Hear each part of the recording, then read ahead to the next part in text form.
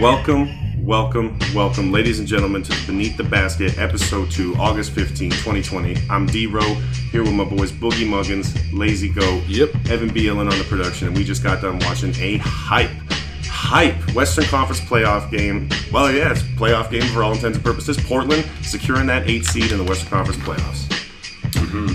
And what an emotional story with Nurkic putting up that crazy line that he did. The 22 points, the 21 rebounds, 6 assists, 2 blocks, 2 steals. Yeah, the day that his grandma dies of COVID related. Yeah, rest in peace. R.I.P. No, I think that was an insane game. Also, if anyone saw the instant meme of CJ McCollum acting like Mike Tyson after the game, doing the Mike Tyson impression about his broken vertebrae.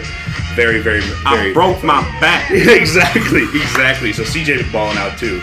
Damian Lillard, just if you've been living under a rock, Damian Lillard's been hot lately in the bubble. His 4-game run here, historic. Philly, 51 points, 3 rebounds, 7 assists, 15 of 16 from the line. Dallas, I'm going to give you 61. 9 threes, 8 assists, 5 rebounds. Goes up against Brooklyn in a must-win game, drops 42, 3, and 12 with 8 threes. And then today in another must-win game against Memphis, 31, 2, and 10. A perfect 14 of 14 from the line and only 1 turnover. This man deserves that NBA bubble. Technically not a must-win because they would have had to beat them twice. They're in that mode right now. Yeah, like exactly. I said, this was a playoff game today. Dame's locked in. Yeah. Memphis was never going to win 2 against Dame. No. Not with numbers like that. Well, I mean, Ja did put up an unbelievable game today. Like, you could tell he tried to put it on his back, and he really hustled for it. Shouts out Skinny Mello for hitting that secure in the corner. But holy shit. I think it was the loss of Triple J that really got him in. It was admirable what Ja Morant was able to do and what that team was able to rally around. Well, the one previous game, Memphis and Portland played against each other in the bubble. JJJ, I believe, put up his career high 33 points in that overtime loss. So it's just a testament to how important he is. His shooting, his defense, just that presence in the front court, And I think that is something that Memphis sorely missed, but they'll be back with a vengeance next year. So they'll be fine. It's a classic story of the NBA bubble, just like the Phoenix Suns. You did something special. You earned the respect of the league. You got to put respect on their name now. Mm-hmm. And speaking of putting respect on the name, after a bubble performance like this, I can't help but wonder, where does Damian Lillard rank for you guys in the hierarchy of NBA point guards? Because there's some true ballers at that position right now. Yeah. Kyrie, Kyle Lowry, Steph Curry, Westbrook. Where does he stack up for you guys? See, personally, I got Dame at number 3. I got Steph, and I still have love for Kyrie. But Kyrie's been proven with injury battles this last little bit. I think he's going to have a comeback next time, but that's my 3. So, currently, Damian Lillard's the best point guard in the NBA. The best point guard playing right now with Kyrie and Curry hurt and Westbrook hurt. Like, there's a lot of guys hurt right now. And when you look in the general lexicon of the NBA, Dame and Kyrie fill pretty much the same thing. Not great defenders, really good with clutch shots. Damian's proving himself to be the greatest distance shooter of all time, which is nuts. Low Lillard. I like the nickname, but Dame Doll is just so much better. Dame Doll and Dame Time, so much better. Oh, we could go on for bare time. Spit some bars about Lillard, my dude? I'd say we should. Spit some bars about that Dame Time? Who's going to jump in on Dave? Dave, you got them facts. I feel like, I got a little bit of facts. We could all spit a bit about Dame. No, I think that's what we should do.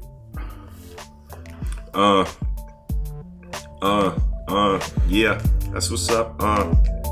Dame Lillard, this 4-point stretch is ridiculous. You know that he's getting it. He's swishing nets, 46 points per game. That shit's ridiculous. 3 rebounds, little man, but he's getting it. Dishing out to Melo for the 3. CJ McCollum for 3. Gary Trent Jr. 3 with them 9 APGs. And you know that he got the distance too, making 6.5 threes per game. You know that shit's insane. And Dame's coming and he's trying to get the ring. And I think that, he could take down LeBron. Yeah, you heard it here first. I'm in Blazers in 7. Yeah, that's what I'm on. I think they got it. I think they legends. I think that this bobble is going to be popping for LeBron quicker than he expected. And AD going to be repping a different team next year, but I'm stressing. And Dame is on that beast mode. When he goes in hard, you know it's Dame time. And you don't got time to be sleeping on him and Portland. But he about to put the whole team on his back like CJ McCollum, doing it like Kurt Angle Band. I want a gold medal with a broken freaking back. And there's the big fucking stack about Portland. They're gonna win at least 1 or 2 of them things off LeBron James. I know he's irreverent, but that's alright, cause Dame keeps his level and he keeping it up in the studio just like Peter Gabriel, Susa Studio. Wait, that's Phil Collins. Anyhow, he just dropped 3 tracks in the town. O-Town native, but doing it big in Oregon. And he's gonna be like the prodigal son, he gonna rise again. Next year, Dame gonna go gone in, but don't count out a Western Conference Finals appearance if he can get past the king. Hey, yeah, it's Dame Dollar. He's lethal from the logo, hitting shots like a motherfucking free throw. You know he's gonna pull it and drop it down. We got Skinny Mellow in the post coming round, but you know I got Nurkic coming in. Got the Trailblazers gonna be the next thing. I personally think they're gonna win game 1, but the King's gonna take them in 6. That's what I'm talking about, love brain bitch. He about to do it like a OG can. Lakers gonna win that shit in 6, and I had to pass it off just like, yeah. You know it's Dame time. That's what time it is in the bubble. And what a time it is in the bubble, it's also playoff time. Baby. Exactly. We touched on it briefly, but with the play-in game being done officially, we've got our West and East Conference matchups for the first round. The 1-8 in the West, Lakers, Portland. 2-7, Clippers, Mavericks. 3-6, Nuggets and Jazz. 4-5, the storyline-rich Oklahoma City versus Houston. And out East, Milwaukee against the hometown Magic. The defending champion Raptors against the Brooklyn Nets, Boston against the battered Sixers, and Indiana in Miami keeping that TJ Jimmy B fresh in that 4-5. It's kind of crazy because the teams that got eliminated, it's just brought up that level of competition. This bubble's been so good. It's felt like a playoff the whole time. And a big thing that I think it's so exciting about this playoffs is that we could see upsets. We don't know what's happening. This is the most that an NBA playoffs have felt like an NHL playoffs, where just anything. TJ Warren could just go nuts, and all of a sudden the Pacers are in the Eastern Conference Finals, and we'd be shocked, but we wouldn't. I mean, with what he's done in the last 8 games, I wouldn't be super flabbergasted. And I mean, I touched on it briefly in my freestyle there, but the Blazers and the Lakers, I'm definitely taking the Blazers. I'm taking the Blazers. I think the Dame and the momentum he's got right now, the team in general, they're playing so well. Nurkic, McCollum, Gary Trent Jr. shouts out, I am a man. Gary Trent Jr. I think the only one to have that on his jersey. Yeah. But no, I really do think that Portland is going to take this. I think that the way the Dame's playing and the way that the team is deep right now, I just feel like something's off with the Lakers. I know last episode I said that I didn't think this sleepwalking was going to be a problem, but that was before I knew that they were going to go up against Dame time. Dame is locked in right now. Mm-hmm. What about Clippers Mavericks? What are you feeling there? Clips Mavs, I'm so at turmoil with this one because if the Mavericks don't show up with Kristaps swagging out and Luka being Luka at his 100% really, they don't stand a chance. No. And them doing those things still really means you might lose in Game 7 to Kawhi just no, I'm doing this because I have to. Yeah, and I think with that series too, I don't think that Kawhi has fully committed himself. Obviously, he's fully committed himself, but I don't think he's played to the top of his ability. I think Kawhi was sort of taking it easy, obviously, because I think he's smart.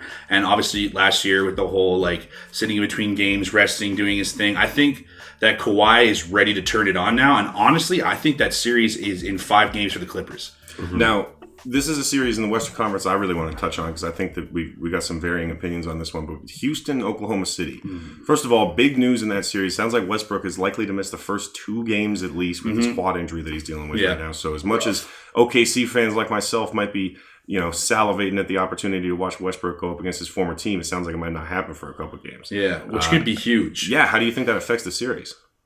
Well, I think if Westbrook comes back at his 100%, he's going to do everything he possibly can to not lose to OKC. Because to have 2 of OKC's former players, former MVPs, to have them lose to OKC, who was a 0.2% chance at making the playoffs. Well, and Oklahoma City and Westbrook have missed the playoffs, have gone out in the first round of the playoffs each of the last 3 years. So either the Thunder are finally going to get out of the first round for the first time since Durant left, or Westbrook's going to get out of the first round for the first time since Durant left. So it's kind of interesting to see where those chips fall. If you had told people last summer after they traded Paul George and Westbrook that that would have been the scenario, people probably would have thought you were crazy. No, exactly. And I do have I do believe in OKC. I think they have ability, especially I think this Westbrook injury is going to be, like we said, very impactful. And I know they've said 1 to 2 games, but if this could stretch out to 3 games, this could be serious hot water for Houston. I think that if Westbrook is back by game 2 or by game 3, I still think I have Houston in 6. But OKC's done nothing but develop team chemistry and been able to produce at a very high level. I think this is a very natural time to segue our banter into something of a rap battle. Liam, you're going to take the position of the Houston Rockets winning the series. Yep. Give us your envisioned future. Dave, tell us how your OKC Thunder are going to win their first playoffs since Kevin Durant. Since that awful thing happened? Yeah. Yeah. God damn. All right. Liam, you want to start? Yeah, sure. Round 1. Fight. Yo, so I'm not trying to be a homer, but James Harden gonna come in like a Onya. Yep. Owner of the league, owner of the beard, owner of the snack bag, changing that real tag. Yo, step back, Harden gonna change these rules. He about to go in with no goddamn drool, cause he's gonna go to the top. I think Westbrook's gonna come in with the fresh versatility in game 2. Then they gonna roll on the big bad blue. But I know OKC's got thunder. They bout to get CP3 coming in like an OG do. I still believe D'Antoni has the upper hand on Billy Donovan OG, but I don't know. I gotta pass this off to OK's finest coming in like Yep. Now let me tell you about them boys in blue or orange or teal. It don't matter what it do. You know they gon' come through. That Billy D, Coach of the Year nominee. They gon' get it like she. SGA number 2 and CP3 about to get it. You know what to do. Can't forget about what. Whoa. Can't forget about the Kiwi too. That's Stevie in the paint, and you know he's gonna do the best that he can to guard the man. That's what's up, damn. You know that they gon' come through, put down the stat lines and remind everybody why they one of the best in the franchises of all time. Yep.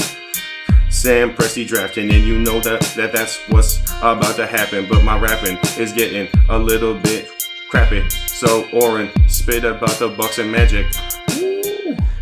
I will, but not on this beat. Oh, that was excellent, guys. Man. Also, shouts out Sam Presti. Like, honestly, I don't think he's ever fucked up a draft. So best drafting general manager of all time so far. Darius Baisley looking mighty fine here in this bubble play. Shouts out another New Balance athlete. Another New Balance athlete. Also a New Balance intern at one point, which was very interesting. But that's another conversation.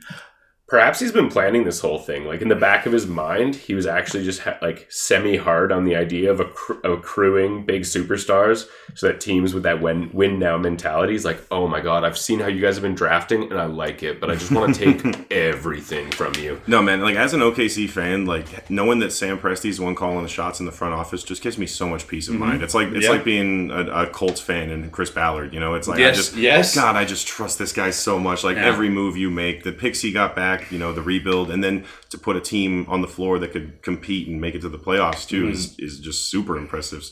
You know, we've been spitting quite a bit about the Western Conference. We have. But Oren, what you got to say about the East Conference? Got some interesting matchups out in the East. Oh yeah, I think Toronto's getting out of the East this year. That's just my homer pick. Homer.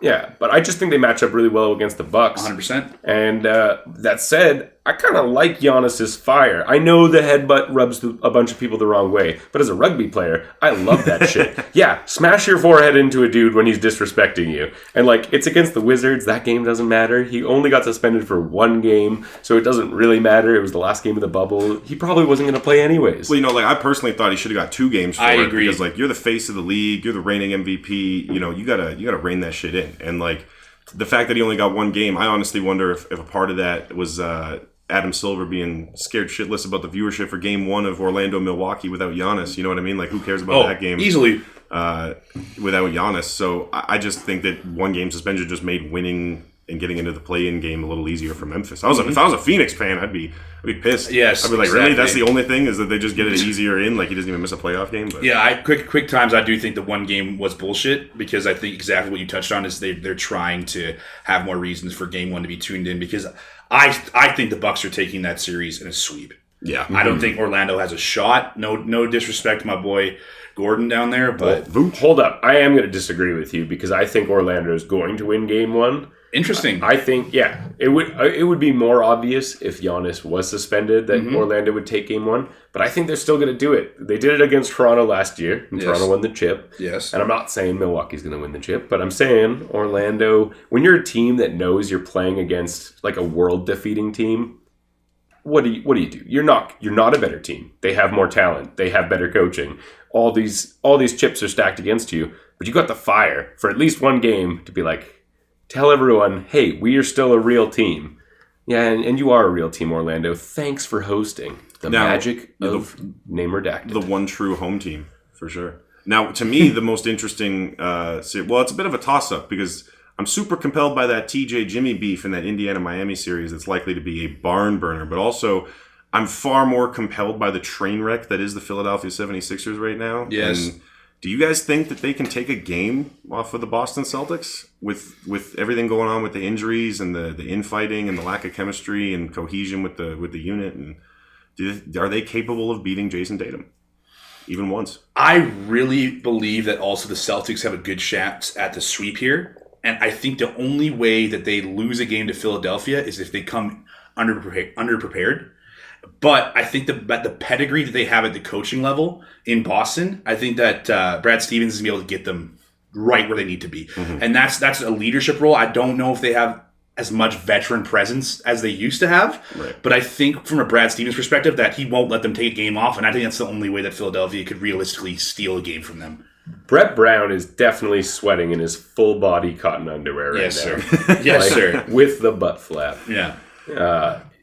So then why don't we move on to Miami, Indiana? Because I feel like we have much more interesting, varying very opinions on this. Yes. You know, I've been Mr. Put some respect on the Miami Heat's name for a long time now. Bam Adebayo, shouts out most improved player candidate. I think he should win the most improved player. Interesting. But here I am picking the Indiana Pacers to win this series in 7 because I think that TJ Warren is just on his game right now, making that All-NBA bubble first team. Shouts out.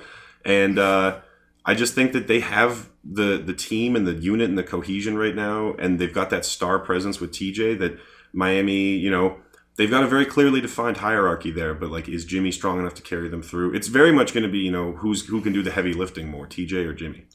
I also see it as a 7-game series, but Miami's going to win it. Yes. I think with the general competitive pedigree and how well it's been working, because Jimmy Butler's aggressive leadership style, it didn't really work in Chicago. Didn't really work. I mean, it worked and it didn't. It worked and it didn't in Minnesota. It worked in getting them into the playoffs. And it worked and it didn't. Anything. But he was also the only reason they were in a Game 7 with Toronto in Philly. So then when he picked Miami, strangely, he's been an excellent nucleus, even when his stats don't necessarily show what he's helping his team achieve. So I see Miami winning this one. Well, a lot of the Jimmy Butler effect is just that attitude and that, you know, it's very Kobe Jordan-esque, Westbrook-esque, in that, like, you know, if he's leading you and he's your captain and he's the guy that you're following into battle, you follow him in battle the way he wants you to follow him into battle. No, exactly. And I think one quick point I would want to say about Miami, too, is honestly, I've been talking more about leadership and locker room presence, is that having a guy like Andre Iguodala exactly know what you need to do to win championships and has been part of those historic Golden State teams. I feel like, yes, Jimmy is your overall all-star, but I think in that locker room, like, Iguodala is stepping up and being like, hey, guys, like, this is what we need to do to produce at the level we can do. And if we commit every single day, then we can get to that point. So I also have Miami taking in 7, and I originally wanted to say 6, but I really do believe that TJ Warren is going to put some heat and respect on his name. True. In their last matchup in the bubble, though, TJ Warren got silenced. So yes. I think he does have to have that comeback game. He's got to have one where he really takes it to Jimmy. Yeah. Like, I hope we see Jimmy get like a flagrant 2 with the and one, basically, where TJ Warren goes at Jimmy. Jimmy's like, I'm not taking that. I'm going to body you. Bodies him, but he still gets the bucket, like some sort of carnival shot, and then gets the free throw afterwards. And like, as he sinks the free throws, just like, hard work, baby. That's something cheeky. Well, you know, Oren, you got cut off by that beat change last time, but how about you spit a little bit of Bucks magic at us? How about you tell us a little bit about the Eastern Conference playoff picture right now? Oh, I got it. I hope. Yeah, you got it. I hope. You got it. And I pray every day for some good NBA. Basketball on TV. Trying to get swifty. All up on this beat. Not trying to talk about the Pacers and the Heat. No, we moving on. We moving forward. With the 1-8 matchup, it's kinda boring. But you know me, I'm never snoring. On a good game of basketball, potentially game 1, Orlando comes out scoring. Thinking, hey, we hot. We not the worst team in the league. We not the worst team in the bubble. We gonna try to cause some trouble. We about to have one of our players hit a triple-double and beat Giannis, who's just gotten too heated with his head all up on someone else's eyebrow. That's quite strange. He ain't even facing AD yet. We ain't even seen that yet. But they about to forget the Orlando Magic. Soon as it happens, it will be quite tragic. For the next 4 games, the Orlando Magic about to look quite lame, about to get real tame like a lion. Joe Exotic. I'm not saying that I got the rockin' shit, but Liam, why don't you talk about Toronto and the Nets? Okay. Yo. So, I'm going to give the Nets 1 game. I think Toronto's going to have a little slow game. 2, I think they're going to dominate game 1. Pascal, Fred, Van Vliet coming in. Nick Nurse going to have them ready. Game 2, they got to be just steady. I know the Nets were rolling a bit in that game against Mr. Dame, but it's hard. Karis LeVert, I think he could have 1 good game like Hurt Locker on the Raptors, but they're gonna come back. They're about to lay it down in 5 games, so I think I got to call it to an easy one. The Raptors win the first and lose the second one, but then they win 3 straight games and they go into round 2 all a damn day. But I would like to hear your perspective, Dave, on the Sixers and Boston, like, hey. Yeah, the Boston Celtics and the Sixers. You know I got it. I gotta get it quicker. Like my name was Kemba Walker. Yes, sir. I got to say, I don't think the Phillies taking the game. I don't think Embiid and Shake got what it takes to take it down to the breaks. Yo, that's what I'm saying. I ain't playing. I know that I be laying down bars every day about the Celtics and the Sixers.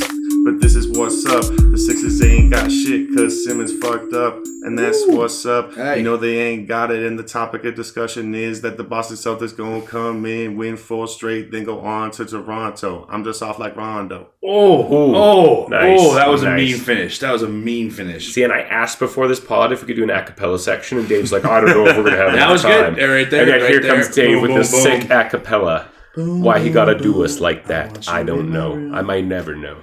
That was fire. That was a great way. Yeah. And also, the Rondo line at the end, very good. Very good. Also, shouts out big Rajon fans. So, Rajon. Number 9. Yes. Yeah. Disappointed that he couldn't be on this Lakers run, unfortunately, with that. What did he hurt again? He hurt his back or his... Back or knee, some sort of old man problem. Yeah. Old man Rondo. Yeah. Think about all the teams he's been on. Besides the Kings, pretty much everywhere he's touched has kind of like lifted up. Yes. The Pelicans have even gotten to a better place since like they signed him. Mm-hmm. He just chilled there, hung out with Drew and AD for a bit, and then that whole team just completely rearranged. Just imagine back in 2012 if you had told somebody that LeBron, Dwight Howard, and Rajon Rondo were all going to be on the same team. Oh, well, yeah. Like that team's winning 5 straight championships, bro. That's LeBron. That's the DPOY. That's the best pass first point guard in the league. But people thought the same thing about, oh my gosh, Kobe, Pau Gasol. Rest in peace, Kobe. You were one of the greats. Pau Gasol, Steve Nash, Meta World Peace, knee Ron Artest. Like that sounds like a really sick team. Oh, and Dwight Howard. Yeah. Of course. Yo, Liam, one last thing I want to talk about on the podcast today, since you're a Sacramento man. Yes, sir. Big changes in the front office there in Sacramento. Vlade Divac stepping down, Peja Stojakovic stepping down, Joe Dumars coming in and replacing Vlade. Honestly, I'm happy with it. I'm sort of a homer where I love Divac. I love Peja. I love they were there. I love that we had that history there. But just the failures in the draft besides De'Aaron Fox have just been... like monumentally, like so heartbreaking as a Kings fan. Like it's just turning into such a hole. Like I had to get over the Boogie trade, and I did. And I'm all on Buddy. I'm all on De'Aaron. I love my boy Bogey. But at the end of the day, I think this is good because from an owner's perspective, we have a very outsourced owner where he is much more interested in the profit margin and the fandom of the game, as opposed to like very much producing a winning team that's not like more so a winning culture. He's not interested in. I think he's more so interested in winning as an economic standpoint. He's building an entertaining culture, but not so much about like our X's and O's winning basketball. Exactly, which also part of the reason why the Golden One Center was built to be one of the premier esports gaming arenas. Exactly. Was like, I mean, obviously they're near Silicon Valley because we're not that far from San Jose, but it's just different. I'm happy that we're getting a genuine basketball guy in, not a Sacramento homer, which I also am huge, but I'm excited for it, and hopefully something can happen with Bagley. But ultimately, I know I've gone way too long of a rant on Sacramento, but no one talks about Sacramento, especially in Canada. So I had to get my feet down. For everybody listening, don't ever read, watch, listen to anything about the Sacramento Kings ever again. Please. If you like that, you don't like NBA basketball. Yeah, exactly. I drank the purple Gatorade from Sacramento Kings at a very young age, and I will die by them. Okay. Well, I think that just about does it for our second episode of Beneath the Basket here, Yeah. August 15th, 2020. Once again, this is your boy D-Ro. Boogie. Lazy go, baby. And Evan B. Inland on the production. As always, thank you for tuning in, and we'll hit you back next week with some more NBA current events. Yes, sir. Thanks for tuning in. Peace.